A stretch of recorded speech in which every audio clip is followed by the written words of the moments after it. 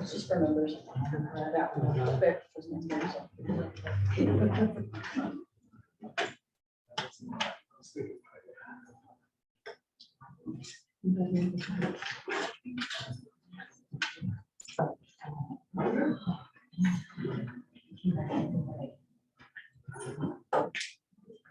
I was supposed to send you something and I have lost your email. Can you please put it again? Okay, thank you.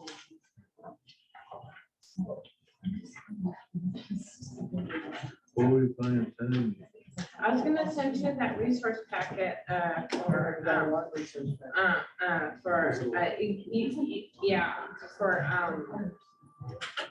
services for homelessness in the community. Students in the whole 92 pages. No, that was Laurel, who was gonna do that one. Awesome.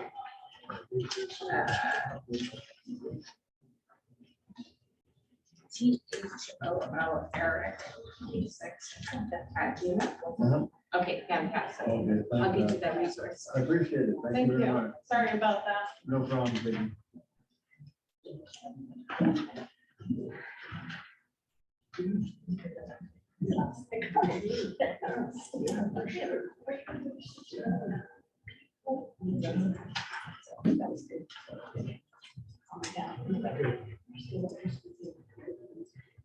Yeah, what's the date on that? Oh, my.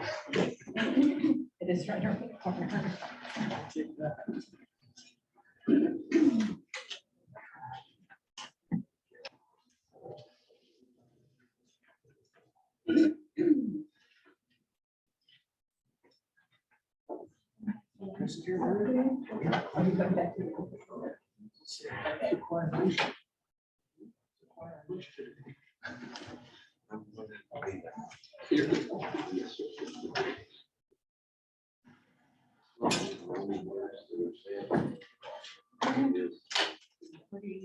Is Dr. Ansel in your name?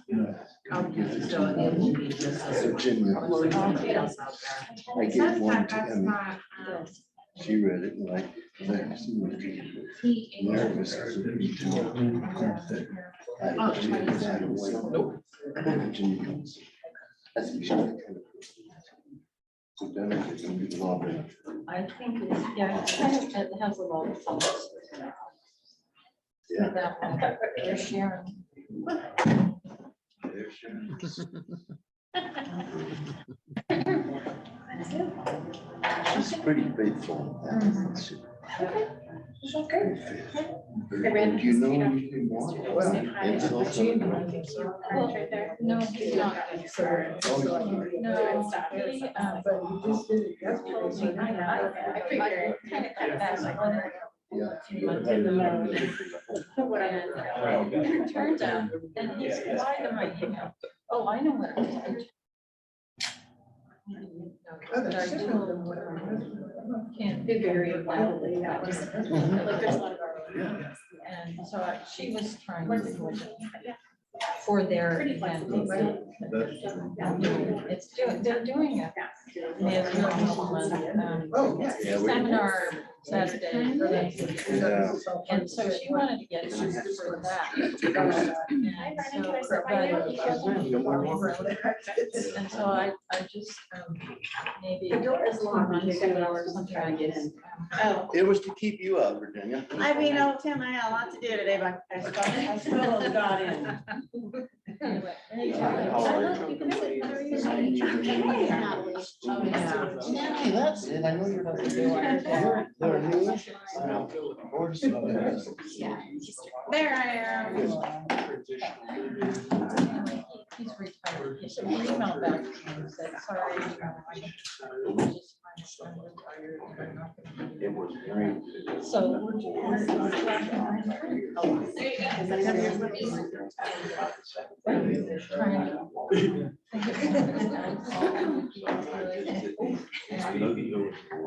right, it is 12:16.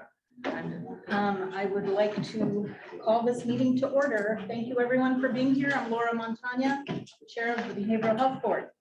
Welcome to our monthly Behavioral Health Board meeting.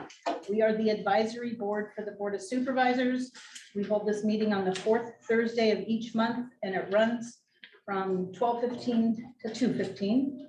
We meet in person here at 5, and people can join online. It's a hybrid meeting.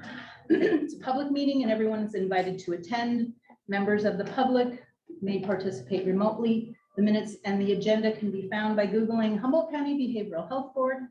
You will find such information within a list of committees. We provide time for public comments early on the agenda. Public comments need to be limited to 3 minutes and pertain to matters related to the Behavioral Health Board. We ask you to make your comment in a respectful manner. Please note this meeting is being recorded. Please contact me or any Behavioral Health Board members if you have questions about our work as a board. And with that, Joe, if you can do the roll call. Alyssa Norman, Here. Laura Montagna, Here. Natalie Arroyo, Here. Virginia Bass. Here. Tim Doty. Here. Kevin Partridge, Here. Annette Kellerman, Vern Price, Here. Gardner Carlson. Here. Oscar McGowan. Catherine Smith. Here. Go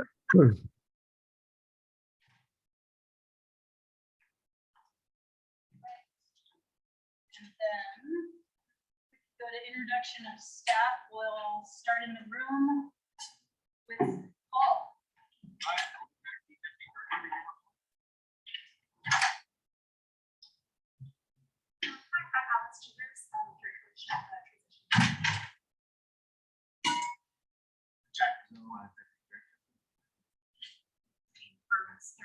Supervising behavioral health condition.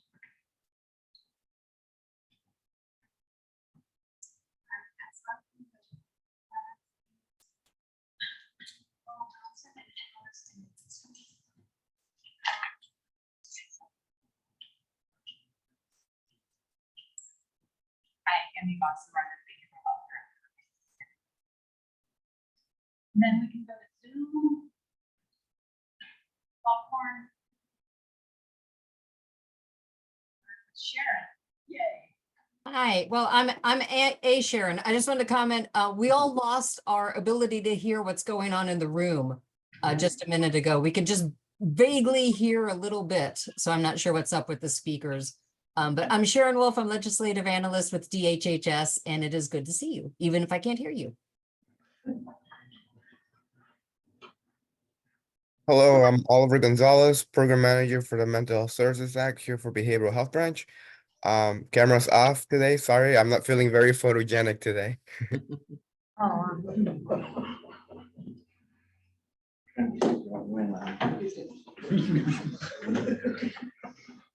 All right, and then guests, and we'll just stay on Zoom. Any guests who would like to introduce themselves on Zoom? Hi, I'm Connie Stewart, Executive Director of Initiatives from Cal Poly Humboldt. I'm Sharon Benda from NAMI Humboldt Board. Hi, I'm Victoria Kelly, CEO for Redwood Community Services. Hi, Could you repeat where you're from, David? the HCKC Youth Advocacy Board. HCKC. Okay, great. Thank you. And then here, do we have any guests? Go ahead and introduce yourself. Oh. Hi, I'm Marguerite Story Baker. I'm a resident of McKinleyville, and I used to be on the board and I'm trying to get back on the board. I'm Eric Thompson. I've had an interesting last couple of months. I've had I boarded about 6 different at one time substance use disorders and homeless mentally ill people. And they wrecked my house. And, oh, this is his introduction. I'm sorry. I thought it was called Eric Thompson. Thank you, Eric. I believe that's everyone in the room. Oh, yeah. Oh, I arrived a little bit late, but I'm Oscar. I'm on the, yeah, I'm on the board. Thanks, Oscar. Think my Glad to name's- see you. All right. Adjustments to the agenda. I would like to make an adjustment and move the action item 5B to discussion item. Are there any other adjustments? I'm wondering if we can adjust something that is in the agenda as an action item and put it on to a discussion without an action. I'm just asking normal procedures. About that adjustment Is that it, is it removing it from an action item? yes. Or you may want to, if you wanted to keep it as the agenda is written, we can make that decision actually if we decide to table it. I think after we start the conversation, whatever. We don't have any county staff on here with us that specialize in that. And Tracy's at lunch. I can't ask her. Okay. so- Whatever you want to do, that, I just wanted to bring that up. Maybe it's not a problem. I do think if your concern is whether or not it's voted on, that during, when it comes up, it could become a discussion and that could be decided at that time. Okay, I think. all right, so never mind. Anybody else? All right. Now is the time for public comments. 3-minute limit. Is there anyone in the room from the public who would like to make a comment or read? So I'm Marguerite Storymaker, trying to get back on the board. I just wanted to say that since I'm kind of a substance use person, I am trying to go to a couple of meetings, and just this morning, Michelle Thomas sent me the meetings that have to do with providers and county staff and et cetera that now are happening. And I'm hoping in the next 2-3 months that I can go to one of each of those meetings so that I can be more intelligent as a board member. I was a board member 3 years ago, but you can't even imagine how much has changed. Maybe you can in 3 years. The faces here, many of them are very new, and some providers have come on that weren't there before. And so I just want to be a good board member when I finally get on. Are you asking, excuse me, Tim Doty here, are you asking for information from the committee ahead of time when they're going to meet? Or Michelle just sent me the meeting times this morning. Okay. I had asked her at the last SUV committee meeting that I attended and with Eric. So it And, came in a timely manner, pardon me? a timely manner. Yeah, I came in Okay. within 2 weeks, so that was great. Okay. And I will go to some of those meetings to just Okay, thanks. be better informed than I feel like I am right now. Catch up. Thank you. On Zoom, are there any comments? Public comment?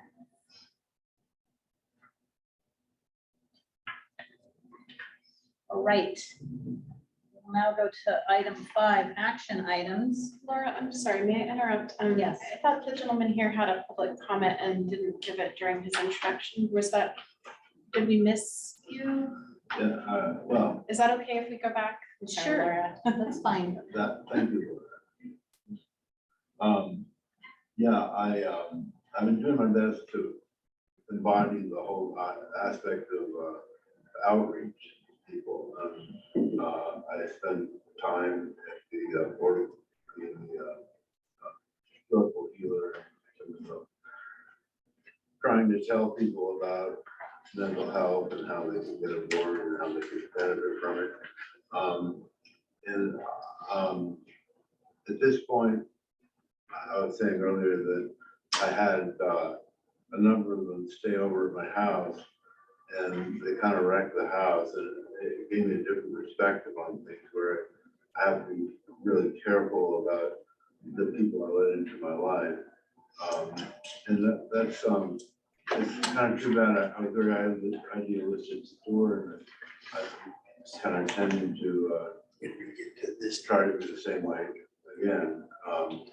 But in any case, one of the things I'd like to talk about is the SMART program. I'm not sure who knows about that, but it's primarily used as a mentor to get people out of their bunks or help them quit drugs and alcohol.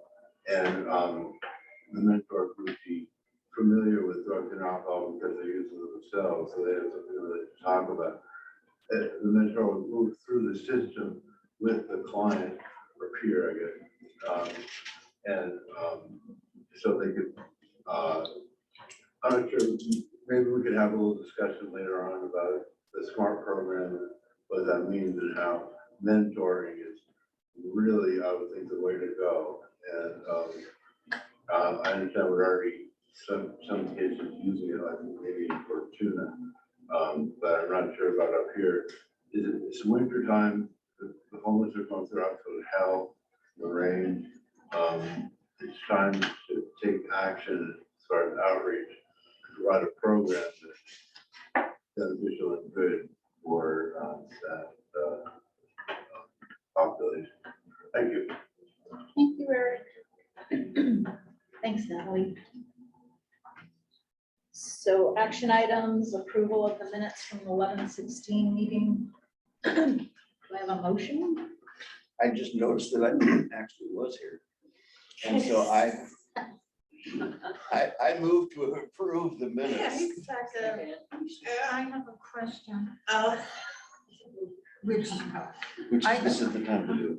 this is the time Yeah. about the minutes. Yeah, I was there and I'm not members present. I'm even quoted later, 2 or 3 times. That's proof. Not only was I there, but I talked. Just for the record. All right, so the amendment, so there's a first and second and a correction that Debbie Hartridge was present. The first approves of them. The first maker of the amendment of the motion approves of the amendment. Thank you. Call for the vote. All in favor of approving the minutes with the correction? amendment? Aye. Is there any opposed? I'll abstain, I just wasn't here. Thank you. And an abstention. Motion carries. Action item 5B, letter to Cal Poly Humboldt regarding the overnight parking for students. Not sure if everyone saw the email with that letter, which was submitted from Steve Madrone at the last meeting when he was at. I have some questions. I mean, I think Yes. there's a few of you who've gotten some emails from me. I had some concerns with the process. I know it's coming back to be voted on.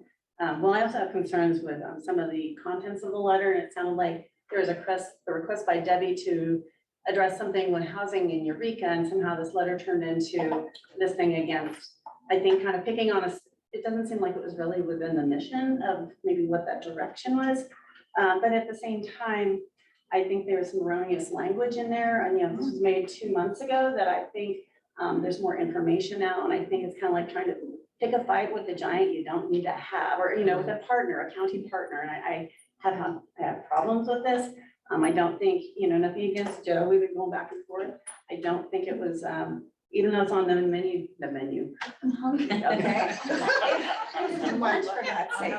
But even though it's on the agenda, today, the fact is, apparently the Board of Supervisors already received the letter from the group. At least that's what I've been told by the county deputy clerk of the board, that it was requested to be given to them already. And I don't know if that's, I'm just going with what I heard from the office today. I'd like to know how that happened because I'm a signature to it.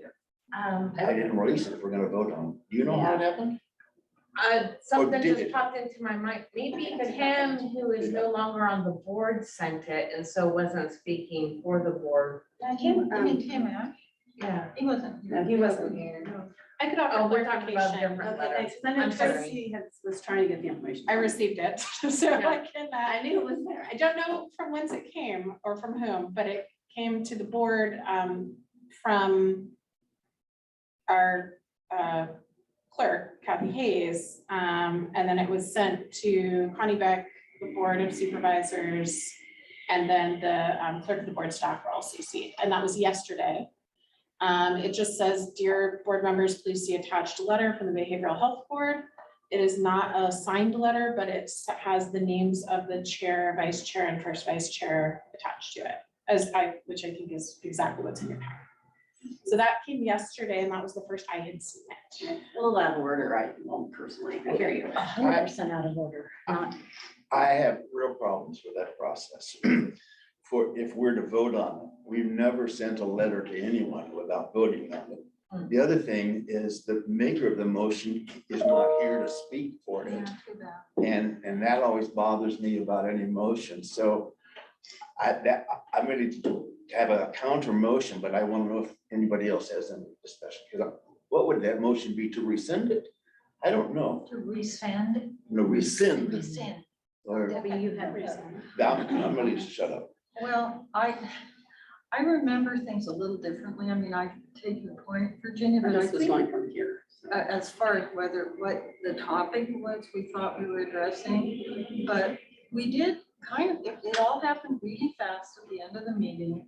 And Steve was here and he had written that letter and he read it to us. And we, as far as I recall, the weird thing is I don't remember exactly what we said. Was it like, okay, we'll get this letter out to you all and get it, off to where it goes? Because I did have a sense then that we were mostly in agreement that this was good and a good idea, but maybe we didn't quite, we really didn't discuss it because there wasn't time. And I think what I would just say, I'm a Brown Act geek, kind of, I'm not perfect with it, Yeah. but it's one of those, like, if it had been on the agenda for the actual discussion, if it had been presented, I was the quorum maker, if I recall, because I phoned in from out of town. And by that time, I had already dropped off because we finished all the action items. So even in that respect, it couldn't have been actually voted on. It could have been agreed to bring it back as far as, hey, I think that's a good idea. It was pretty vague. Yeah, let me read the minutes, which say, and this is how I remember it, Steve Madrone reported he has drafted a letter to be sent to Cal Poly Humboldt regarding the overnight parking for students with no housing and will give to Laura for the board to approve at a future meeting. Is that even board business? So what happened was he gave me that letter, I typed it, sent it for us to approve at a future meeting, which is this meeting. So you're being more savvy with all of these things, which is why I wanted to remove it, because perhaps we didn't follow proper procedure and have discussion.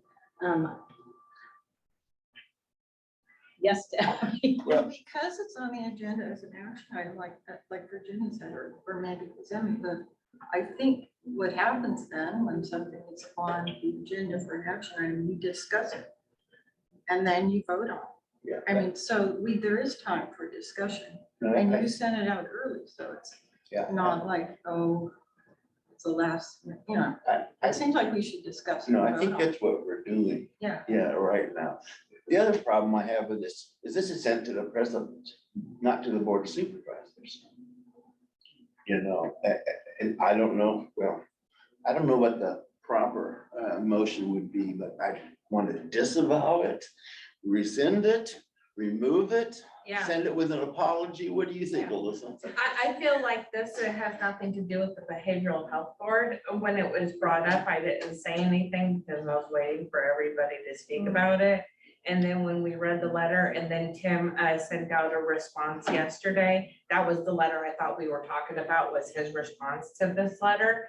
And it totally made sense that even though we should be working to better support in homelessness, that Cal Poly's difficulty with providing students appropriate accommodations is not really our purview.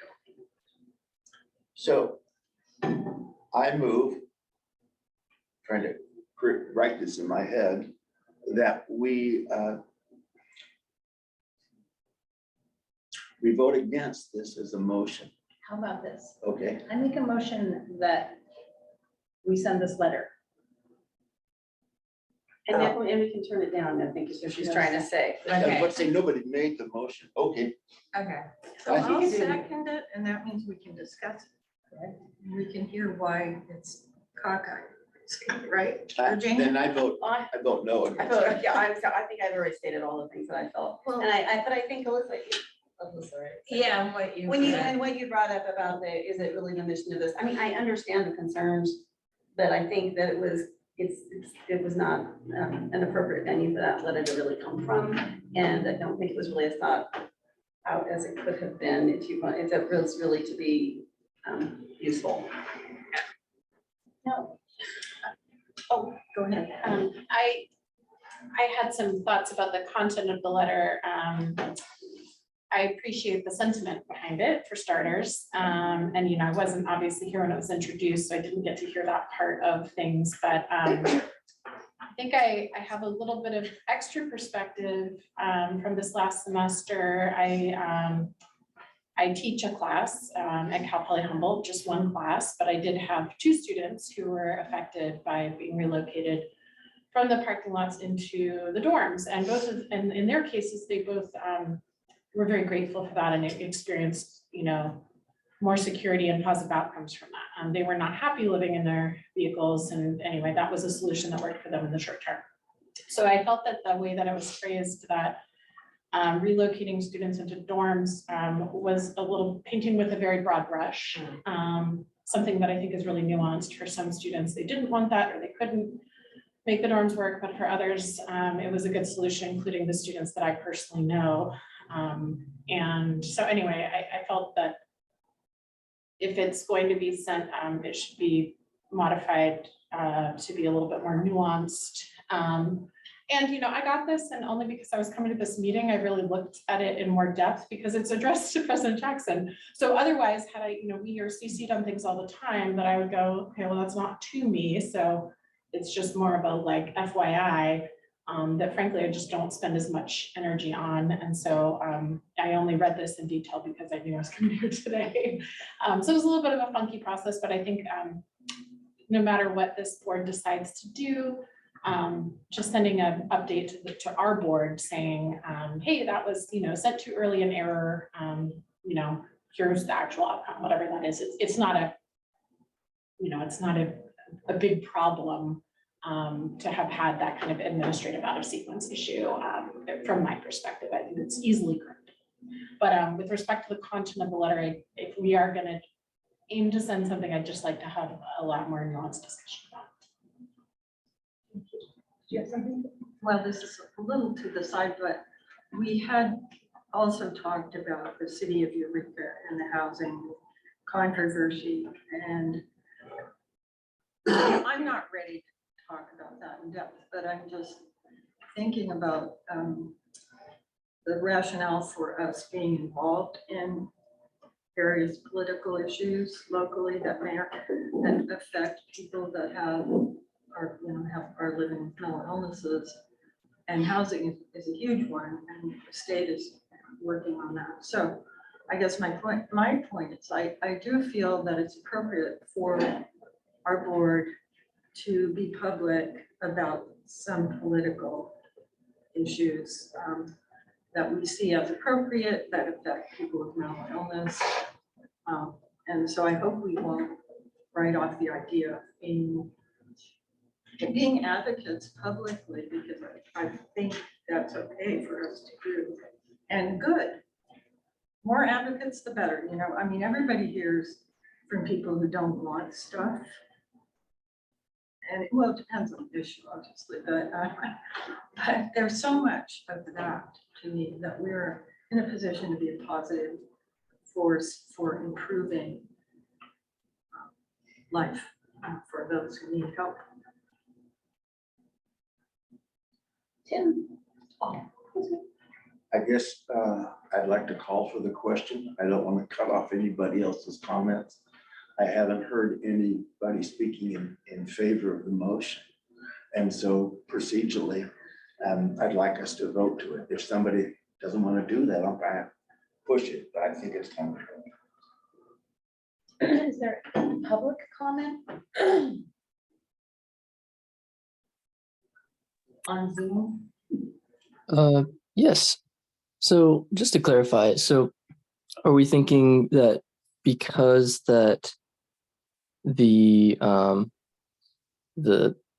letter was one, not discussed amongst everyone, and two, because it's seen as like outside of the board's kind of scope, that the letter should not be sent? Excuse me, should not be sent? Or did I misinterpret? Nope, you didn't misinterpret. That's pretty much it. Okay. So at least about the second one, I still, as a student who has experienced a lot of behavioral health issues, specifically because of my living situation, I think it definitely is within our scope, but I agree that it should be openly discussed before it's sent, just to proofread and make sure everyone gets a say in it, of course. But yeah, thank you.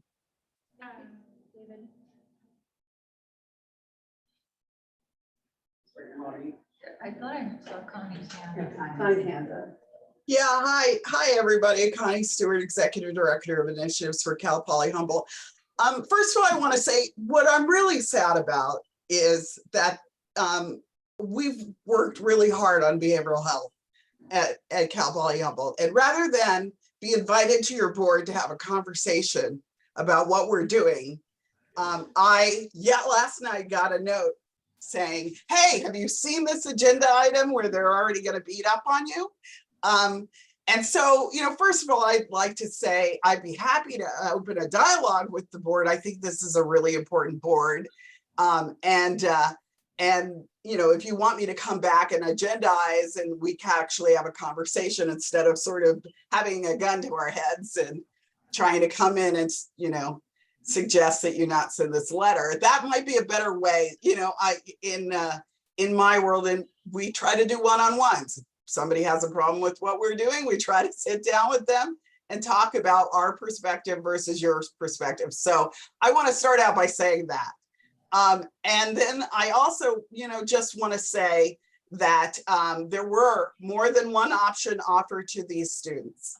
Dorms was part of it. We also offered to put them up at KOA. We also called in DHHS to see if there were additional things that we could do for them. And DHHS sent down folks to talk to them repeatedly about other options in the community. We also have a safe parking program in Arcata.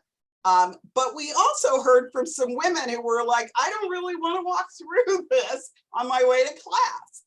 So there were some other safety issues concerned here. So we really did search for a solution. It might not have been a solution that worked for everybody, but we were only enforcing existing rules and laws on our campus.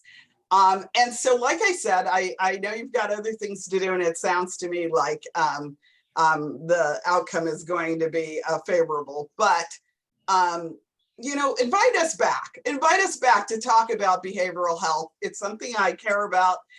We worked with the board and Mad River Hospital on the triage center. I'm sure you'd love to hear about that, and some other things that we're working on. So invite us back.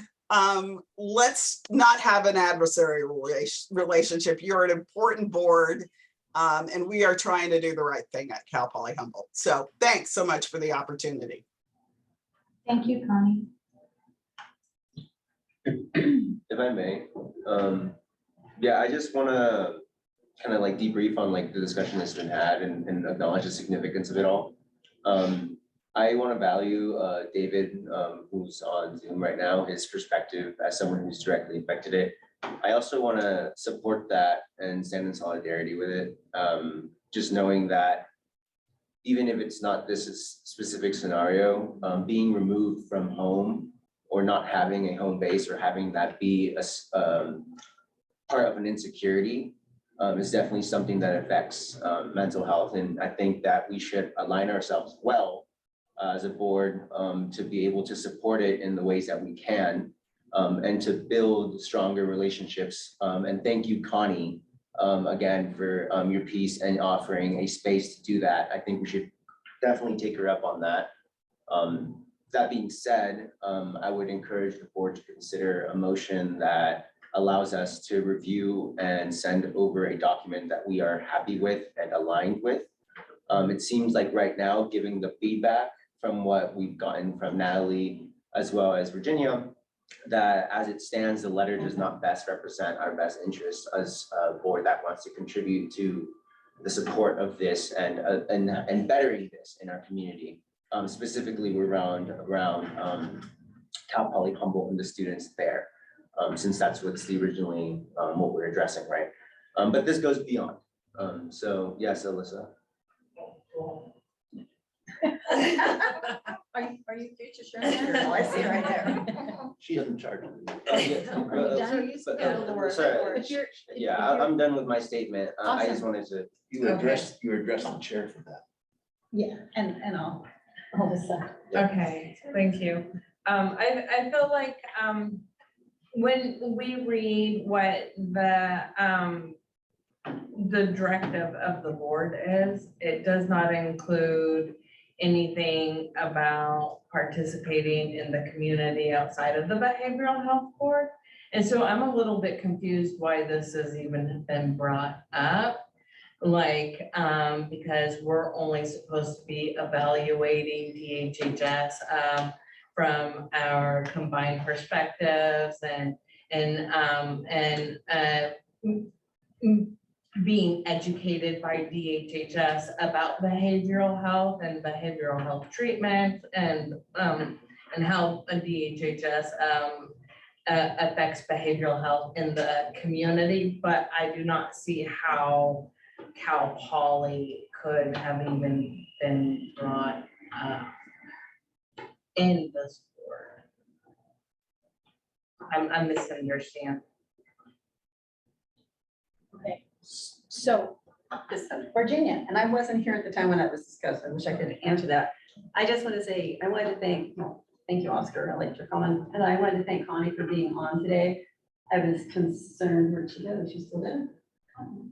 Nope. She's there. oh, Yes, she's under Yes. guest today. yes. But, because that was my thought was like, I think we just were, it's almost like blindsiding a really valuable community partner. And, one that would have come to the table and had any conversation with you on any subject, whether it's this venue or another. We've got, Supervisor Arroyo, who actually teaches a class out there, has some experience and knowledge. I think we all, sometimes it's so easy to point fingers, especially what seems to be the big entity in the whether room or the community, but I think they're much better if we can be good partners with them. And so I appreciate Connie being on that. And actually, most of the conversation here, I think, recognizes that. And there's just, there's also feelings where, you want to see something get better. And sometimes, unfortunately, that means people firing off letters that maybe aren't accurate, maybe aren't well thought out, whatever the reasons are. And so I'm really glad we're having this discussion and how whatever happens after this, I'd like to think that we're just a little more mindful, but that belongs with all of us here to try to keep that in mind. Natalie and then Debbie. After hearing Connie's comments and everyone's comments, it does sound like there is that nexus with DHHS, perhaps not as directly with behavioral health in serving the students, although that may have been a part of it, but certainly with DHHS doing outreach and engagement with the students to help them through that time. And so I do think there's a thread of connection there that is overt, and then another thread of connection as far as how, sudden changes in housing status affect people's lives. So I hear the folks who are also saying this is incredibly relevant. So I just wanted to ask a process question with all of that in mind, because I think we all seem to care about this issue and want to express something about how it's important to have stability for people's health. But if the motion fails, which the motion right now is to send the letter, if the motion were to fail, does this board then offer an alternative motion? Do we keep making motions as needed, or is it like yay or nay, that's what's on the agenda, and if it fails, we just move on? You're asking me that question? I'm asking you as the chair, but also like people that have more wisdom with how this board functions, everybody. Are you? May I ask a question? Yes, please. Are you looking to see if further action is on, like, maybe come up with a subcommittee to meet with them, or are you thinking of a revised letter? I've been out of business for about a year. I don't know. Yeah, I think, it could be inviting them to have a conversation, a subsequent meeting, or appointing people to have that discussion, or asking a small group of people to come up with a replacement letter that talks about how important this topic is to behavioral health, but not perhaps the exact same letter we see here today.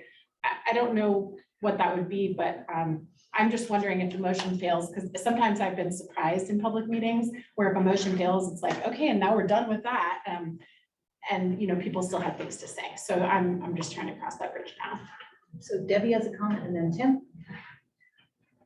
I like what you said, Natalie, about perhaps coming up with a replacement letter, just to indicate that this is an issue that concerns the Behavioral Health Board, and I don't know saying what exactly, but we assume that Cal Poly is working towards a solution, or has worked towards solutions, and we kind of, like you said, inviting them to share the solution. So we would feel that we are in the know, but without saying that they're not doing anything, without being accusatory, which I guess the tone of this letter maybe is. Thank you, Tim. According to our bylaws, particularly from the state, we review reports. And then we make decisions about the reports. And so in that process, we don't really done the research. We haven't asked those kind of questions. And so in that sense, again, I want to call the motion and say nay to it. But that process, to understand, our job is to review reports and not just respond to specific letters. I'm not opposed to those when we need them, but I just think, particularly with something like this, we need to do the research and present that research. Virginia. I'm just thinking, and along with what Tim's saying, I'm not sure if another letter would be appropriate in my mind, but I think it would be something to start setting the stage. How do you do that research? I mean, like you're saying, what is out there already? Can we have conversations with Cal Poly? Do we have a subcommittee maybe that needs, there's a process. I don't know if we're ready to decide all that today, but I think it's been a good conversation, but as far as, the motion on the table, and any subsequent letter, I probably at this point still not support a subsequent letter, but I'd be more than happy to see more conversation at future meetings. I just wanted to kind of highlight the question around the procedural piece, and I'm hearing people ask, should it have gone to the Board of Supervisors? Why did it have the president's name on it? So just trying to clarify for this group, the Behavioral Health Board, my understanding, and I'm open to discussion, is that the Behavioral Health Board advises the Board of Supervisors. So if there is something an action that they want to take, then they would make that recommendation to the Board of Supervisors. Is that correct? Right, we do research. You two are both saying. It's my first meeting. It happens both ways. Okay, a little bit. I think that's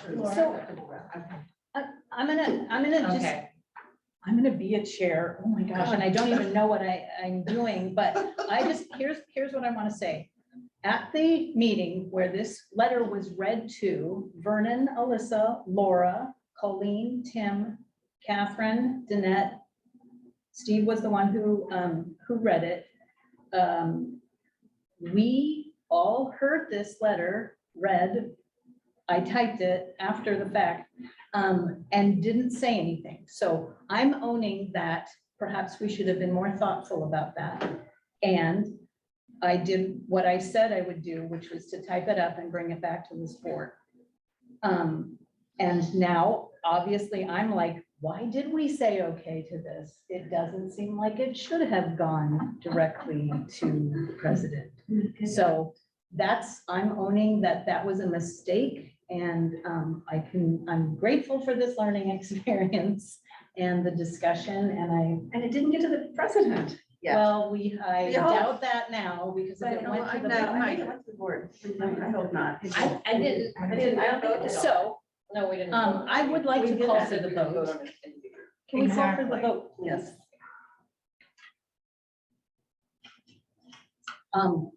My motion was nay. You made the motion. I want to vote no. Okay, so, all in favor of sending this letter to the Board of Supervisors? Opposed? Any abstentions? All right, the nays have it, and so this letter will not go. I can say this can be a discussion item at our next meeting, and I would love to invite Cal Poly to come back. And I also want to just say that after we did this, there are so many things that this county is providing that we're perhaps not aware of.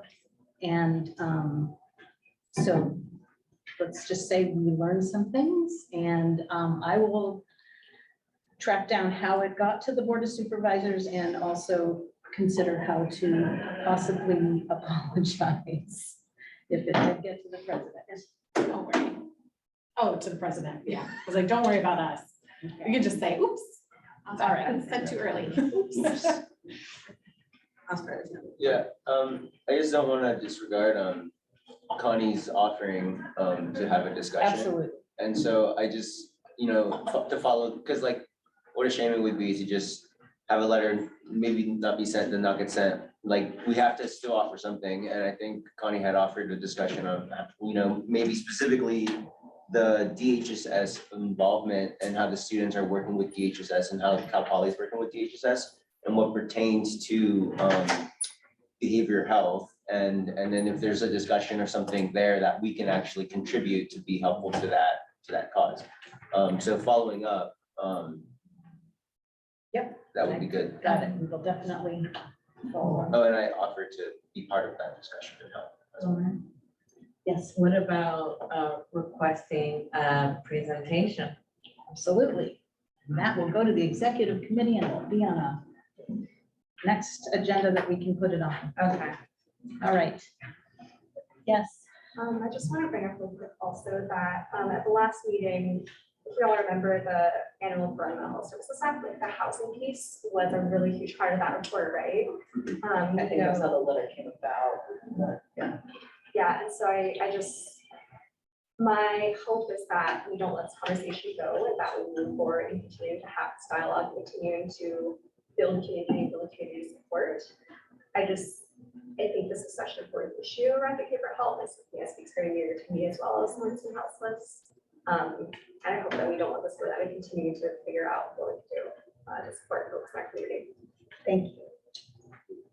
Natalie? Sorry, I know you want to move us along. I really appreciate the patience.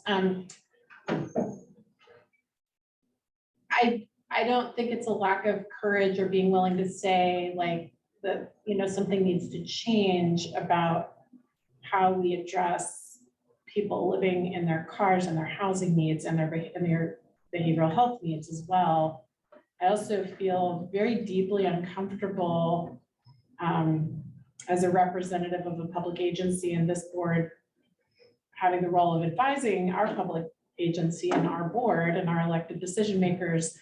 If we were to be asked to send a letter to another, in this case, state agency saying, hey, you're not dealing appropriately with people living in their cars, I would say like, wow, are we as a county doing a good enough job to handle the issues with people living in their cars or not having roofs over their heads? I mean, frankly, no. So I don't think that means we shouldn't say, hey, there's a problem and there is one, but this makes me think very deeply about like, well, it's a very challenging position to be in, and it would put our board in a very challenging position to be asked to send something like that when our own structures don't allow for the best approach to that either. So just something to consider and something that I'll be thinking about as, you know, as the rep going to my board saying, hey, the behavioral health board is asking us to do this. Doesn't mean we shouldn't say this is what we want to see, but this whole conversation, I've been thinking about that. Like, do we as a county handle this appropriately, or maybe not appropriately, but do we have the capability to handle this issue? I think not. It'd be nice to have an ad hoc committee, executive committee to guide on that. Yeah. Okay, so Virginia, and then we're gonna, Vote. And I was just was tagging on with Supervisor Arroyo. It's like, it'd be like us calling and sending letters to everybody saying, you've got parking lots, you're not using them, why aren't you? We expect you to do this, do that. And oh, by the way, yes, there's insurance costs, there's all sorts of things, but we think you're going to bear that and do it. And it's like, well, we're not doing it ourselves. So now we, you know, hit the nail on the head. It's like, I'm not sure if the county is the one to point the fingers. So, yeah, I think we already voted no. I mean, We did, didn't we? Let's move on. so we are going to move on. Thank you, everyone, for this lively discussion. You're so helpful, Virginia. thank So goodness Natalie is here too. communications is next, and we do have a presentation, so I just want everyone to keep that in mind. But this is the time for behavioral health board members to share their communication. And so we are going to start and go around the room. If anybody has anything, Vernon. I have some materials that was printed by the Hope Center and put in binders. There is a housing element.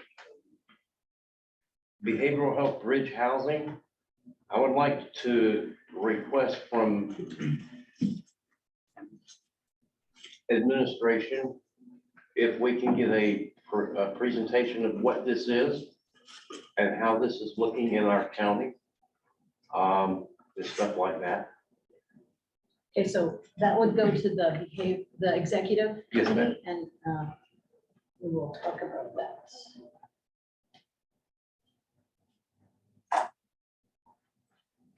Thank you. Natalie.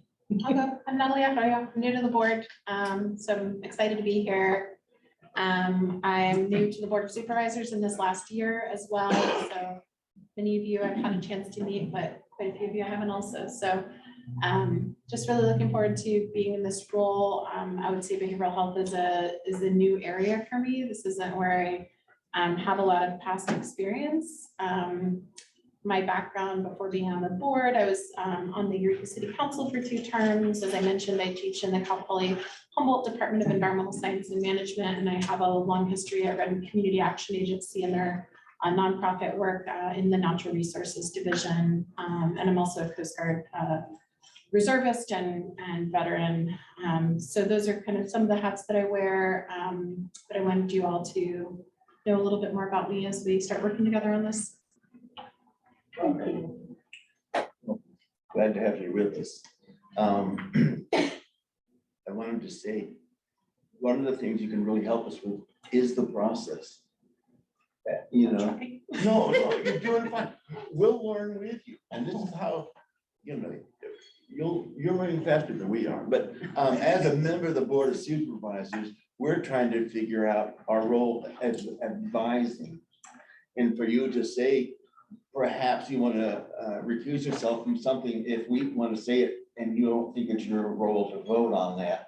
But we do need your help in understanding how the process works. I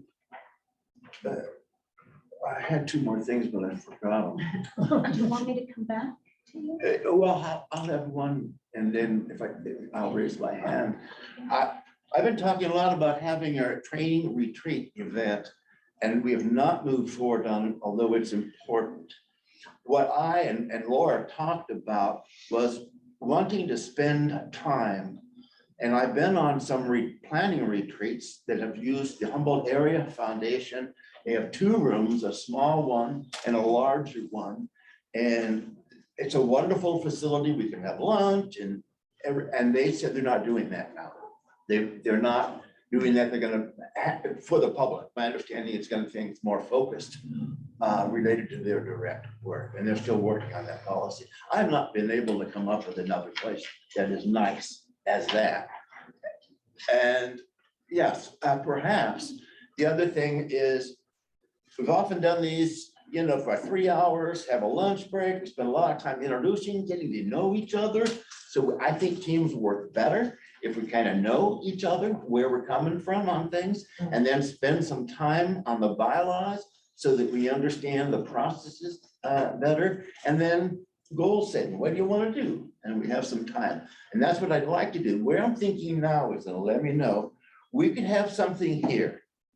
Which is not my first choice, but if someone has a better room, I'll hear it. And we could come here and have a dinner here. Come at 5:30, have a dinner here, spend that time, and I'll go home. So those are my crazy working ideas. Okay, so Yeah. a hand popped up from Connie. Is that regarding Tim's communication? Yeah, I just would say that I'd be happy to offer the Aquatic Center if you room 203 if you want to meet there. Just let me know and I'll work out the details for you free of charge. How's that for partnership? Hey. There we go. Thanks. I'll take it from there. That's a pretty room. That's a great room. Anything else? No. All right. Gardner? Gardner Carlson, I'm gonna have to offer my resignation due to very extreme recent surgeries and medical conditions. This is my back. So I am in quite a bit of pain, and the recovery time is a year. Thank you for. It's been an honor and a privilege. Thank you. Thank you, Gardner. There is a. Debbie? Yes, Debbie Hartridge, and I'm a member of NAMI Humboldt, which is National Alliance on Mental Illness. And I just thought I would bring a piece of information about Prop 1, which is going to be on the March ballot. NAMI California is supporting Prop 1. And I brought a few printed that's of their, their thinking on it, if anybody wants. I didn't make a lot of copies because it's online, but March is coming and it's good to take a look at what the rationale for NAMI California has worked on that bill with whoever from the governor's office. So, and I think where we come from, many of us NAMI members, we have family members with living with serious mental illness. This bill is a lot about more housing, for one thing.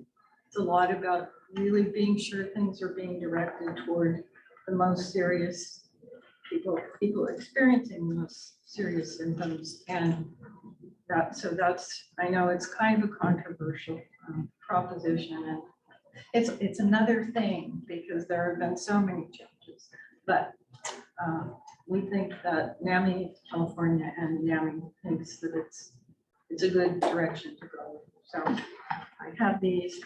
I think I'm not going to pass them around because I only have 5. With my home printer, I didn't dare go wild. So, but Take pictures with their phone. yeah, take a look at it if you're interested, if you haven't already figured out how you're going to vote. Yeah, I'll take photos of it after. Oh, after the meeting. Yeah, then Okay, great. All right, thank you. That's it. Oscar, do you have any communication? Yeah, well, thank you, Tim, for offering, something that could ground us as a board and be supportive. I would definitely support that idea and participate gladly. That brings me to like one of the things I wanted to mention was, like this last year was a harder year for me as an individual, and I think I was just a little absent from the board, and I'd like to, acknowledge that and apologize. I'd like to be more present this year, just knowing that there is a lot happening in Humboldt County right now. And if there is neglect anywhere, it doesn't deserve to be in behavioral health. This is, you know, in regards to where it is now, right? We want to see it in a better spot.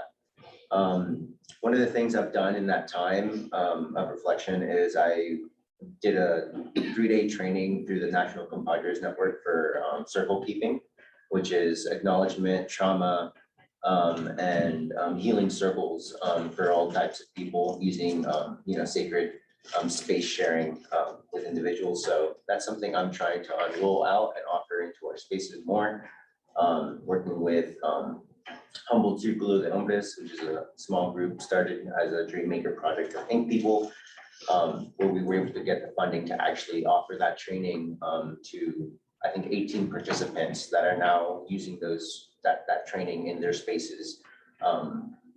Like Project Rebound, some individuals from Project Rebound got that training done and are using some of those skills now. And so we're trying to, you know, expand that. So if you have any ideas on groups that could be interested in circle keeping process, please let me know. And you know, we can reach out here or in the chat, but my email is also available. The other things I wanted to talk about was, and I'll keep this short, is through some of the work that I've been doing, I've been noticing that there are some entities, specifically like Lost Food, Native Plant Nurseries, Freshwater Family Farms, just to name 2 examples of individuals who are going out of their way to like organize with people who work with disabled or individuals that have like cognitive disabilities, and offering spaces to offer enrichment and working within plants and agriculture, which I think is a great outlet. One of the things that I think is important to do on this board is just speak about matters that, you know, are existent, and how can we then keep those ideas and thoughts at the forefront, so that as we start to talk about budgets or reviews and reports, that we can report on these matters as well. Specifically, I was just thinking, just as a behavioral health board, have any knowing of this, right? And if so, like, I'd like to be aware, you know, like what is going on in the world of connecting that population to enrichment opportunities, right? That can be mutually beneficial. So that's just one thing I thought about and wanted to share. And I appreciate everybody for the time. That's my communications report. Thanks, that's good. Now, Brent Smith. Hi. For those of you that don't know me, the guests and the new member, welcome Natalie. My name's Kat. I joined this board about a year ago. I'm one of the ER nurses in St. Joe's. So mental health in the last 2 years has become really important to me, personally and professionally. So I'm currently the chair of the subcommittee that is looking into evaluating our mental health facilities in Fort Byron's. So we can get a discussion going about how we can improve the experience for those patients in our community who are going through mental health crisis. We've done a bit of research and come with some questions and things. Our next step actually is to meet with you guys and talk about it and see how we can move forward on that. So we're going to get a meeting scheduled of the subcommittee this month to try and finalize some details.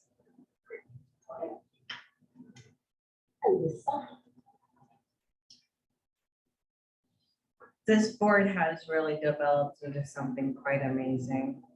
As an individual with disabilities, developmental disabilities, who goes through mental health crisis on occasion, and hearing all of you speak so strongly about where you're coming from and what you want to see and do and create in the world, it just makes me very happy. And I like that we're very interested in moving into providing more supports for individuals living with homelessness. I think that would be fantastic if we could do that on the county level. Like you said, if there's some way to do it, that would be amazing. It's just, it's filling the room with so much energy, and you guys are amazing. So that's, thank you. Thank you. Jayla, have some communication? I think I mostly have worn it all out, but I went to welcome Natalie, I'm supervisor to the board. You know, I started when I was first on the board of supervisors, and then I left the board and somehow I'm back here. So I think it's something you'll really enjoy, but I think you have a lot to bring, and I think you have a lot of experience. So I'll enjoy working with you. I mean, I enjoy working with everyone, so thank you. Tim, I'm sorry. But Natalie's, I think it's a bonus, it brings a, bright energy. It's great. He's called Natalie. Okay. All right. Good. Okay, my communication is, Gardner, thank you for your letter. I also got an email that Colleen Broderick needs to resign at this time. And unfortunately, Leonor Ramirez, our Southern Humboldt person, is moving to Colorado. And she thought she would be able to make this meeting, but she has also sent me her letter of resignation, which is unfortunate because she had to revitalize the substance use disorder committee, which but we will continue to go, and as soon as Marguerite is on our board, she offered to take that on just temporarily until someone else can take that committee on. For 2 months. For 2 months, okay, very specific, good job. There's so many other things I wanted to talk about, but I'm just gonna say this. I was last Friday and Saturday, the Cal BHB, which is the California Behavioral Health Board that we are a member of and pay for, pay yearly for, had a training. And I went to that, and it's wonderful because there's lots of camaraderie and knowledge that you can gain from other behavioral health board members across the state. And I just want to say, on those days when you think like, we're not doing enough and, oh, we have all these problems, we have an amazing relationship with our DHHS behavioral health that I did not see this in any, maybe Ventura County, but there are so many counties that are so far less organized and communicative and functioning. So I'm really glad that I went to that, and I just want to say we're doing a better job than you might think. We can always do better, but that's my personal thing. We are doing a great job. So that's my rah-rah. Go team. Go Thank team. you, thank you. And now we have a presentation, please. And I didn't know. Paul is leaving, but we have a presentation. That's okay. Okay. So, hi, everybody. Thank you for allowing us to present today. Just to kind of set the table a little bit, maybe a year and a half or so ago, we decided it'd be good to have programs come, programs within behavioral health come and present to the board so you guys can learn more about what we offer at County Behavioral Health. And so we've done that. We've had CCT here a few months back and a few other programs. So today I am here with Jamie Burmester, our supervisor for our adult access and same-day service program. And so I'm gonna turn it over to her to present on these two programs for us. Thanks, you guys. Nice to be here. So I've been a supervising behavioral health clinician with Humboldt County Behavioral Health just since September 2023. I'm new to Humboldt County for the second time. I came back in Humboldt 2020 to behavioral health in 2022 when I was working with the mobile response team going out to the hospitals and that kind of thing. Before that, I had a long career supervising libraries and library departments, public libraries. So I'm kind of here to just present to you as kind of a newer person in the county and still being pretty new to my role as a supervisor. Slide. So we provide same-day services, which are immediate walk-in services, kind of on-demand services in a way to people who are walking into our building and also via the crisis line. We also have the Department of Adult Access, which is the gateway to obtaining all Humboldt County behavioral health services. And most, as opposed to the walk-in clients who are same-day access clients, are mainly Medi-Cal beneficiaries who are aged 18 and up. So we are all, at this time, we're all actually registered commissioned with the state of California. We're certified to write 5150 holds necessary. So these two departments, they actually used to be merged, or yeah, 2 years ago, around 2 years ago, we split the departments out before my time. And so what I hear is it's really allowed for, well, on the client side of things, it allows for a certain continuity because the clients become comfortable with, you know, some of the staff and where we're located, and then sometimes they'll naturally flow over into the access department. And it also allows just for more efficient building with Medi-Cal because service, crisis support services are just so unpredictable. For example, sunny today, we have not had a lot of crisis this morning. The sun is an external coping mechanism for a lot of people. You probably all know living here. So this is just a really simple slide, not a lot of meat here, but it shows kind of the simplest breakdown of how I was envisioning of what we provided. And so safety first, we're always assessing people for safety. We offer crisis support to everybody. We screen and assess clients to get them started and registered with Humboldt County Behavioral Health Services. And then we connect people with the agencies and the people and the organizations which will support their well-being. So safety first. Everyone we see, we assess for 5150 criteria. The criteria for 5150, it's very strict, it's very narrow. The 5150 is a legal document. The criteria are danger to self, danger to others, and whether or not the person is gravely disabled, which means they cannot access the resources provided for themselves to stay safe. So, and I wanted to read this part to you guys, just verbatim that I wrote here. So while assessing, we are always looking for the least restrictive intervention for the client.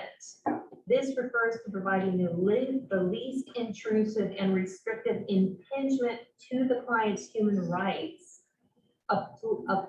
which apply to involuntarily detainment.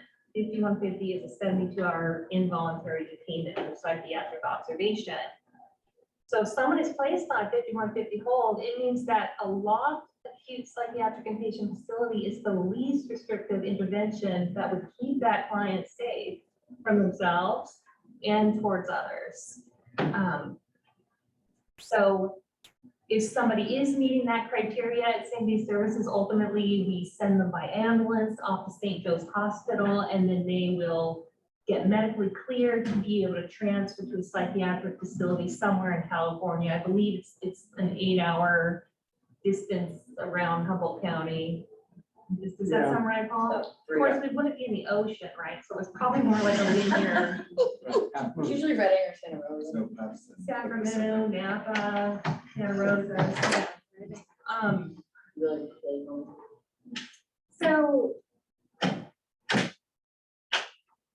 if they are not meeting 5150 criteria, then the situation is going to look a lot differently because we're really going to be providing them with resources and supports and helping them identify what these are and helping them get to their least intervention resolution. So I wanted to talk a little bit about kind of how, what the balance of these two are in crisis, because most of the crises people we see aren't going to be on 5150.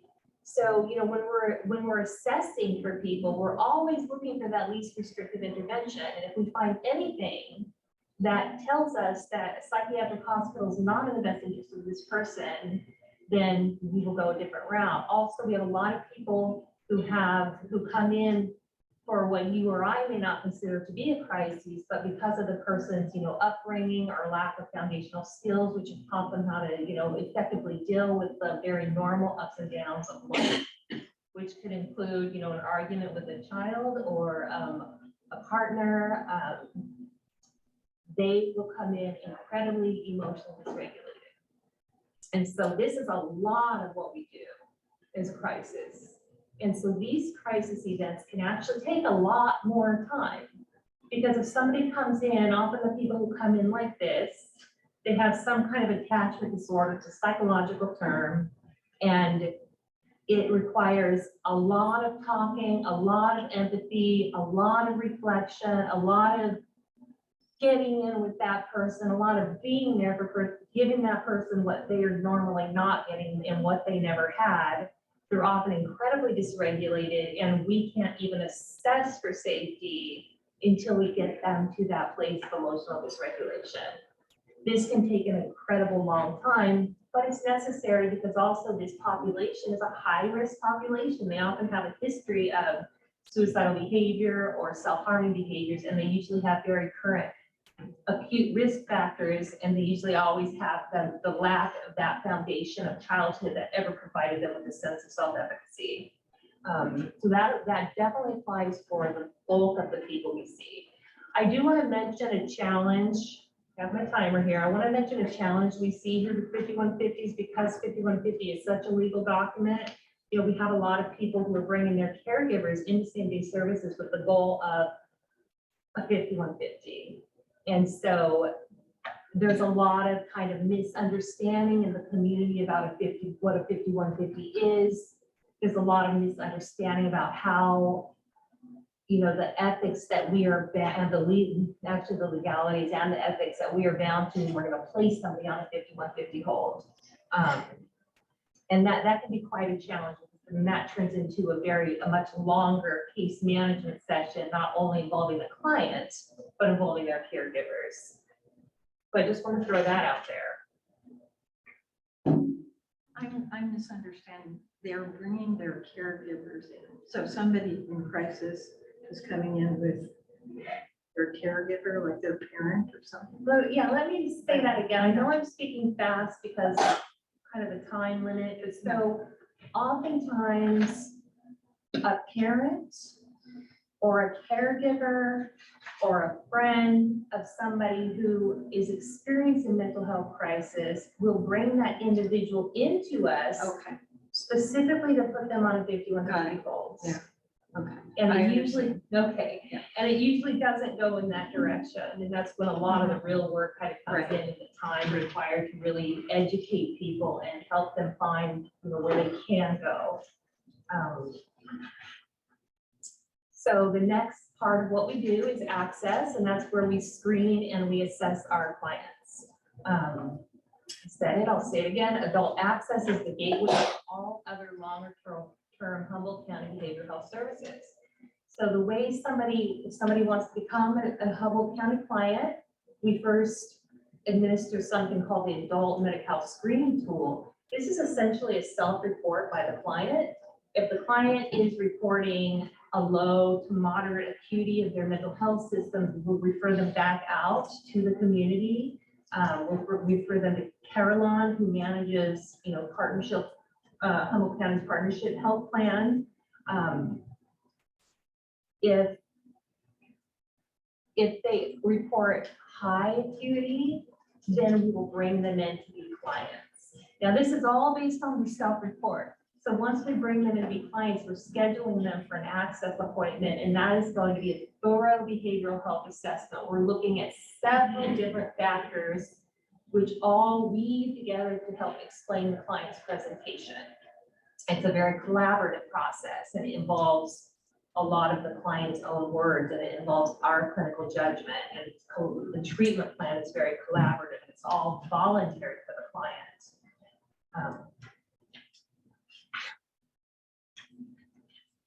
And so the last slide, pretty much, is everybody we deal with, we are always looking for what that person needs, what they have to support them, and what they need to help with their well-being. So, you know, this could be as simple as somebody in crisis calling their therapist with them to see if their therapist could maybe step up their sessions for the next couple of weeks. It makes it really, or talking with, you know, a friend, it makes it really easy for the client. Will allow us to put a release of information on file. We can't speak with anybody that the client does not allow us to speak with. That would be a violation of their confidentiality. And so if we can get some ROIs on file from the client, if they're in the headspace to do that, then we can like help them connect with people they already know. This is where we really put our case management social worker hats on when we're doing this piece. So some of the referrals that we can make internally would be to the comprehensive community treatment program. These are with people with very severe persistent mental illness who need a lot of support in many areas of their life. And so there's a kind of a rating tool that we fill out, we can submit. We can make a referral to our dual recovery program for people who have, dual issues of substance use and mental illness. We make a lot of referrals to our home program, which can help, that's the social services. It's actually an external referral, it's social services program, and they help people with mental illness and chronic homelessness attain housing. We also, another external referral would be Sorrel Leaf, which we can bring them in and refer children and their families out to. So even though we're adult access, we still serve, remember, everybody who walks through that door, and we get a lot of families and we get a lot of their kids. And just, a couple of minutes just to tell you, a couple of maybe the biggest challenges that I've seen in my short time here. Staffing, it's probably no surprise. I know that is an issue everywhere. And because of that, we can't always necessarily bring in somebody as quickly as seems clinically justified to have them seen. So if it was a real crisis situation, it wouldn't matter, we would, have them come through the front doors. But if it was someone who wasn't quite in crisis yet, but you can see it, you start getting a sense, you can see it, that they need to be connected to services really fast. It would be great to be able to have a little more flexibility in that area. I've also noticed that, you may notice this too, that with our increasing as the population continues to age, what I noticed working at MRT and what I'm noticing now is that often loved ones who are seeing an adult, starting to have behavioral health issues or the signs of dementia, they don't know what's going on. And often the first contact is with the emergency room or with same-day services, and that's not a psychiatric issue. It's a medical issue. So the process is completely different. So that is my quick presentation. Do you have anything you want to add, Jen? No, I think that was great. I want to maybe just clarify that. Yeah, same-day services, we would see children there. Sometimes when we know a child in crisis, we'll call over to our children's program and see if they have a mobile response clinician from their program to come see the kid. If not, then we would see them at same day. And the access though would be for adults that we would refer folks that are wanting to initiate services over to our children's access programs. Just those couple of clarifications. Yes.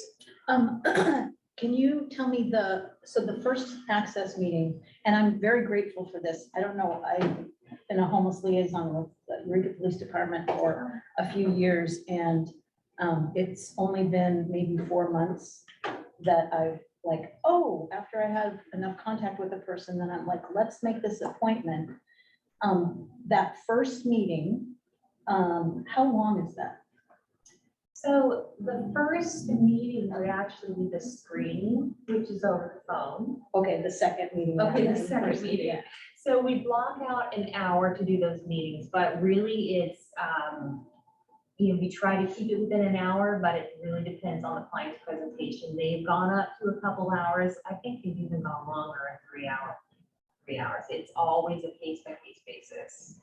And so if somebody's working with them and they can sign an ROI, is there someone that can be with them during that? Or is that absolutely, yeah. It's always up to the client. If the client needs to feel empowered to bring who they feel their support systems are into the room to help them. So there's another question. Thank you for letting me ask a question, Laura. Hi, I work to try to help link people and give accurate information. Sometimes people say, but what if they've already been diagnosed in the past, or were a client and fell off, or it's still the right front door, right? Even if somebody may have had some active treatment last year and then Laura runs into them and even if they're not new, that's still the right initial door for people, correct? I can continue to convey that message. Great, thank you. Yeah, and I would say too that, sometimes you might encounter that where somebody is an open active client seeing, a psychiatrist already, or maybe they have a therapist, but they're not sure of that, right? They're not sure what's my next appointment, or I'm not sure, the last time I was there. So same day service is definitely still the right door to bring them in, and we can look in our electronic health record and see. Paul, did you? Yeah, I'll just also mention that the state has released these tools for all counties to use for screening folks in for specialty mental health services, or out to the more mild to moderate that partnership and Carillon manage. So the whole state's using these similar tools around that. And we also have a transition of care tool too that everybody's using as well, so everybody understands the flow and what it is. So partnership has that tool, we have that tool, other counties have that tool. So it's nice that the state is finally, providing some more structure there that's consistent. Yeah, and I would just add to that too, that Jamie has spent a lot of time recently here working with United Indian Health Services on our collaboration coordination. There was, it was a gap, and we were able to sort of link up with them, meet a couple of times, and then, give numbers to them, our contact information, we got theirs. And so clients that they refer to us, we're making sure that we're following up with those referrals. So I appreciate Jamie's effort with UIHS. I have a question. So if somebody is new to the county and they are looking for ongoing psychiatric services, would coming to you be a good first step? Absolutely. Yeah. And Especially if they have medical. if they have medical, right? Yeah. And if they have private insurance, you could refer them somewhere. We do spend a lot of time talking to people on the phone who reach out to us, and we're Humboldt County Behavioral Health, and I think we're just a natural place to reach out to. So we will help people connect with where they need to connect. Yeah. Somebody just asked me this question, so I was telling them that resources include the county, and if you're a veteran, and if you're a student, Cal Poly, and otherwise there is only one private psychiatrist, I think. Is that correct? That's correct. Dr. Sophie. I think there are some in Open Door. Yeah. Have some, so they're telehealth. Telehealth, that's right. And I think that's true with private and commercial insurance too, that they have some telehealth options for psychiatry. So some at Blue Shield, they could look that up with their insurance. That might be an option. I was gonna say their insurance providers should put a list of providers they work with. Jamie, right? Yeah. Well, I'm really glad. September, right? Yep. Well, it seemed to me you're moving quickly. And again, I thank you for being here. One of the things that I appreciate most about your presentation and also your work is that it's the direct face-to-face or in the trenches clinical work. And here and also in the administration, we spend a lot of time on propositions, laws, structural things like the care court or AOT, and those are really critical things. But you're the one who answers the phone, and that's really important. I just want to affirm that for everyone, but also for you. We have so many procedural, programmatic approaches to dealing with it. They're essential and very good, but it's the person you talk to. If you walk in the same day, which I've taken people in there, is that person is the first point of contact with someone getting some personal healing. And I guess that's one of the reasons I'm glad you're here and to share. And I can see other times when you could help us understand when you deal with someone with schizophrenia, paranoid schizophrenia, or something very clinical. But I guess that's all I want to say. Thank you for being here. I just want to say has schizophrenia. Thank you. I really appreciate that. No problem. And also, Jamie, I wanted to say, you seem to be very smart, and I'm glad you're smart too, Jack. So I want to say, and I do want to say that for the notes that Jessica Duke is the program manager for that. She was really ill today, and so had to call off. But she's a program manager, and you guys know her. She's been here, and really without Jessica and Jamie, I sort of feel a lost soul here. So And Jessica's been here, what, 9 months?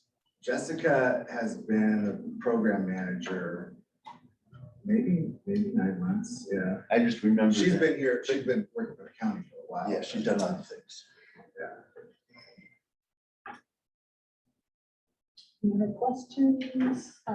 If we could share, if Joe could send the PowerPoint out, that would be to the team, that would be awesome. So if we're talking to our friend, if we're talking to our friend and they're going through crisis, can we tell them to call Wood Street and ask for the access program? Actually, if you're speaking with a friend going through crisis, I would have them call the crisis line. Right. Yeah, the direct crisis line. Okay. And that's actually a 24-hour crisis line. So we answer it from 8 through 5, Monday through Friday, but there's always somebody to answer that line. And then if Or you, 988. and then it, like, what if I wanted to go to the access program? Give us a call.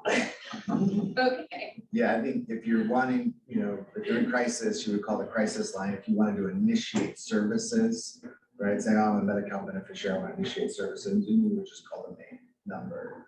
And then they would issue an appointment with access. Yeah, like 268-29 is the main number. Yeah. Okay. It looks like there's a question online from David. We usually don't have, but that's okay. David Heeham with the Youth Advocacy Board.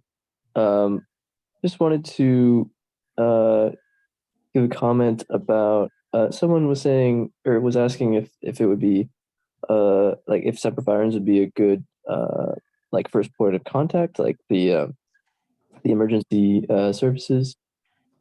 And from personal experience, I could say yes. Like that. Like I'm pretty new to the Humboldt area. I moved up here in about like August of last year, and separate firings really helped me a lot throughout this like rocky transition in my life. The emergency services, like the staff I spoke to, were very friendly and very understanding, very empathetic, and they helped me get my insurance, like my providers. They helped me connect to other resources, and yeah, I overall had like a really positive string of experiences with them. So I just wanted to say that, thank you. Nice to hear. Thank you. Alrighty. Thank you very much for that.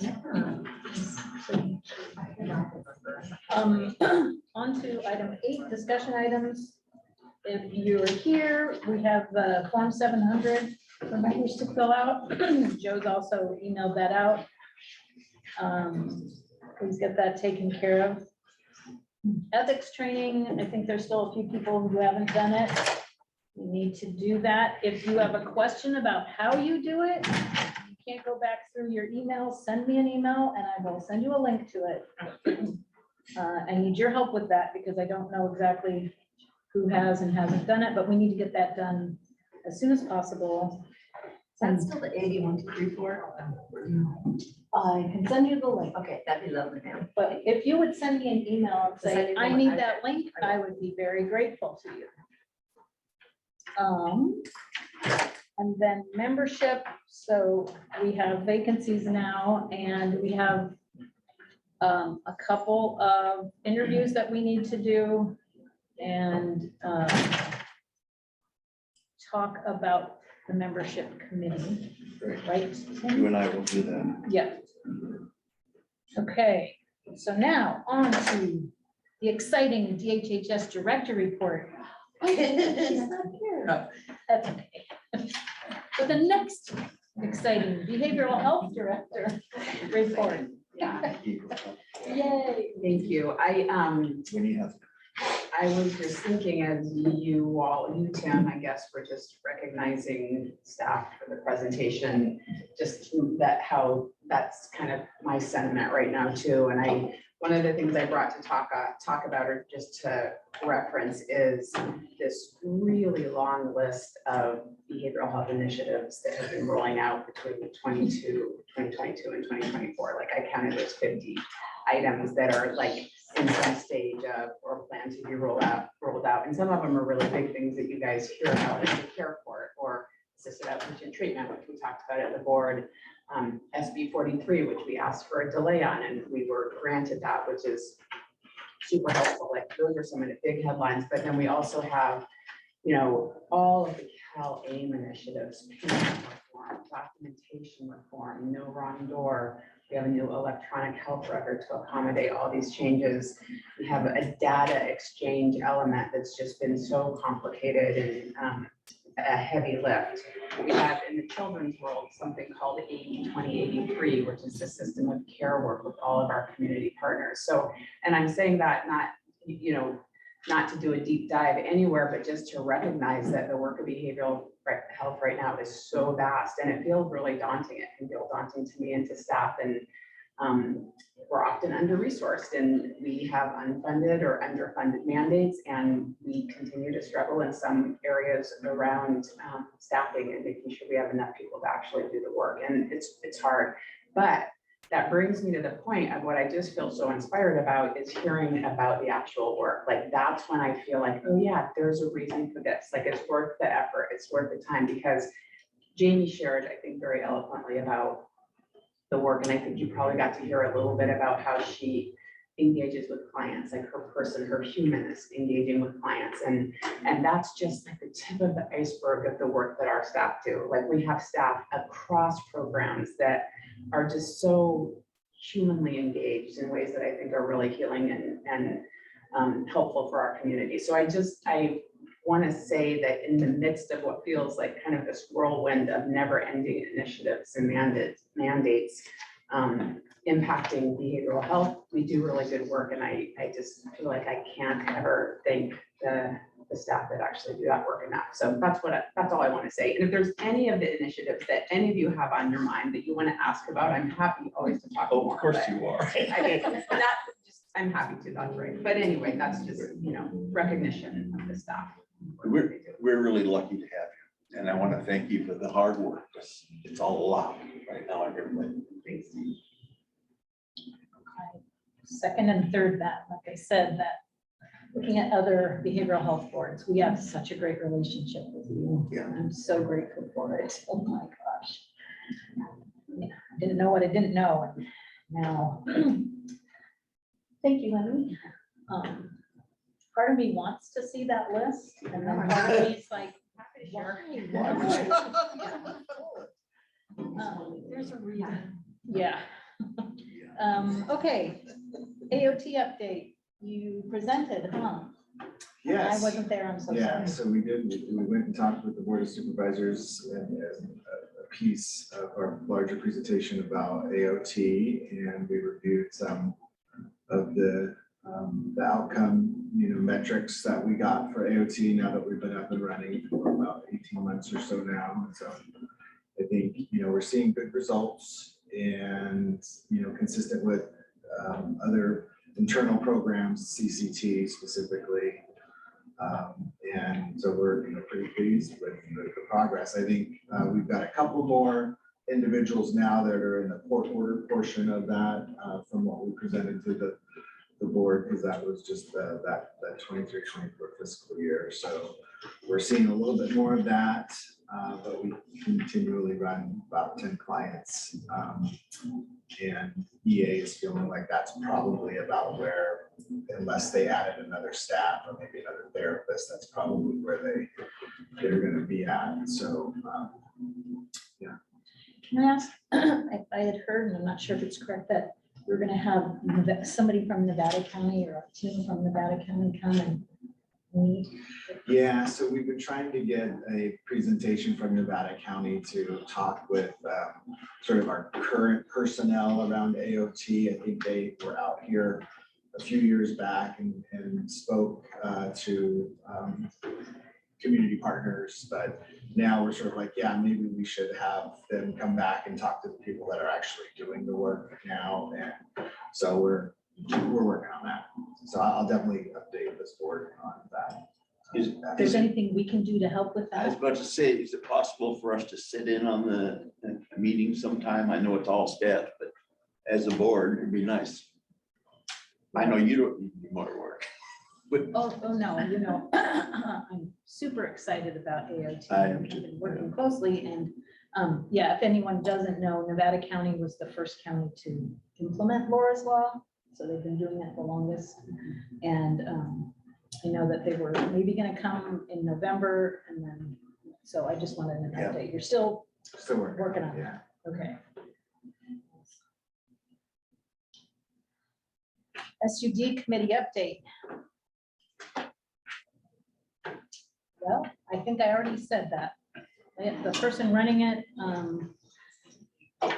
might have a little lag time with how it's being run, but it's still going. And there was let's see, the last meeting, there were several people who attended, who even asked for information about behavioral health board, what it entails. So that recruiting, always be recruiting, always be closing, no, always be recruiting.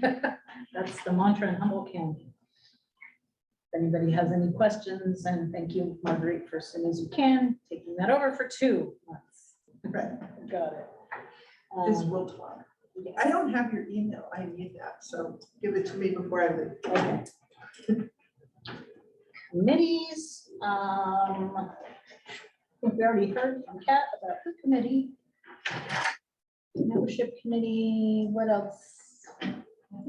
That's, we know all about that. What is so dang fun? I'm sorry, I was leaning back in my chair and I almost fell. That was all right. It would be funny. It'd be if you hilarious.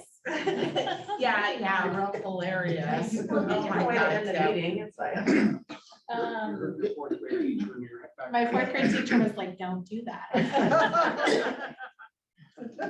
Can I just say something about committees? Maybe I should wait till my turn on it or what? Well, I was gonna go to chair, vice chair, and you weren't the vice chair, so would you like to talk about whatever you want? I know. We are a deliberative body. I'm with you. I'm so excited about so many people on the board. I'm looking forward to new people coming on. But committees is intended to be the place where we deliberate things. In terms of procedure, if we become a committee as a whole, like we did with this letter, we spend a lot of time on things that a subcommittee could come and present to us. I don't know if that makes any sense, but to have the extra level of commitment among board members to say, I do want to meet separately with a couple of people. And it's short-term, working group, ad hoc, whatever it is. That's the place where we're supposed to get and have good reports and do the research and things like that. So I just wanted to say that. I think we have people here who can take those things on, and I hear that. I wanted to say that. I also wanted to say that Alyssa and I were on that site review. if you Oh, read- that is wonderful. And a lot of us didn't know for sure. A lot of us wanted to go because we thought going to a site review would be fun. But we ended up having two people, I know, two people, Alyssa and I go, and it was interesting. Let me just say, we went to Semper Viron's, the third floor, where the clinical work is primarily done. We went across the parking lot and spent time at the Hope Center. I think the next time we went to the TAY headquarters, and where they engage people up front. And then we went to the children's behavioral health area. And by golly, they had the best building. I want you to know that. Yeah, it's brand new. Brand new. But one of the things that I'll just say that great people that we met, but we need more signs.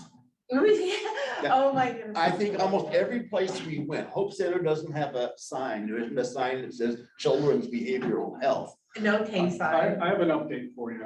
Oh, right. There will be a sign. And it will be so big, there'll probably be petitions to get it taken down. Lit up or? Yeah, there'll be signs on the H Street side and the I Street side. Yeah. Yeah. And along with that, in the past, I remember Tim Ash and I doing a on-site visit at the jail and what the county behavioral health does there. We're able to walk around, avoiding any places that might provide confidential. And we could see it, you know, and talk with the supervisor on it. And that was, I remember going to Semper Viron's and doing that, or it's also the one with the jails. Very educational. You're right there, you're talking to the people. And we can still do those things if 2 or 3 or 4 of us, again, an ad hoc committee said, we want to go and see this place and talk to the supervisor or program director. Also, it's a great. Oh, I was just gonna say, that's what our committee is doing for. Great. Yeah. Oh, you're an ad hoc committee. Yes, yeah, Vernon and I, it was Colleen as well, but I guess she's now resigned. She still wants to be on the committee and she can. Yes, she can. Great. And so I guess that's what I wanted to say. I wanted to say, it's a great opportunity also if you are experiencing mental illness or, you know, are an ally of an individual who's experiencing mental illness, to go in and see the environment and to reflect on how it affects you and how it might affect others. And to be able to put in input is incredibly, it is empowering, because you get to say something about your own environment. You get to offer up some advice and suggestions that might increase the quality of life of other individuals, you know, receiving treatment. So I'm really loving being on that, on the welcoming committee walkthroughs. It's been a wonderful experience. Another part of that, I've been on many of these in the past, but I'd never been to the K Center. I think they've moved to 2 or 3 different buildings since the time I've been on this board. And if you haven't walked in the door and see what they're doing and meet the good staff that they have there, you really don't know what they're doing. So, you know, where is it located? They just got a sign. I think they just got a sign. They have a yellow building, we know that. Yes, so let's continue thinking about that. If you want to know something more about something, we can do it that way. And I'd like to say Tay actually is killing it when it comes to their welcoming environment for the front room, and has changed my perspective around welcoming environments. And I'm happy we saw them early rather than versus later, because now I can, you know, reflect on what I experienced in Tay and then take it to the other environments also. Right. You get a burrito if you walk in, is that right? I know. Now everybody's got to. Sorry. I say that if the tourist says I didn't. Oh, Yeah. I haven't had lunch. You know, we can go over there and get burritos. Do you have to be 20? I was gonna say. Oh.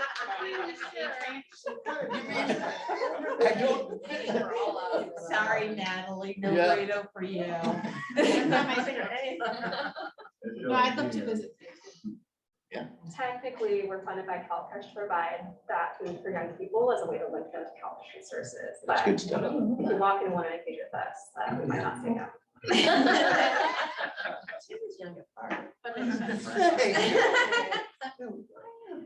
Someone said, you do grow older, but you know, that you can be immature forever. Thank you for that. I was talking about you. All right. Still a Thank 12-year-old you. boy.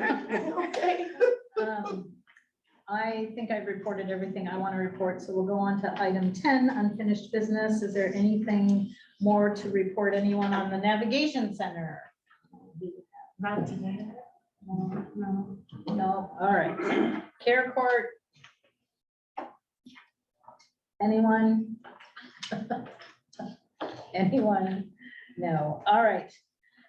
Future items, I have two, inviting a discussion with Cal Poly and the behavioral health housing report. Is there anything else for future items? Anybody wants Those are good things.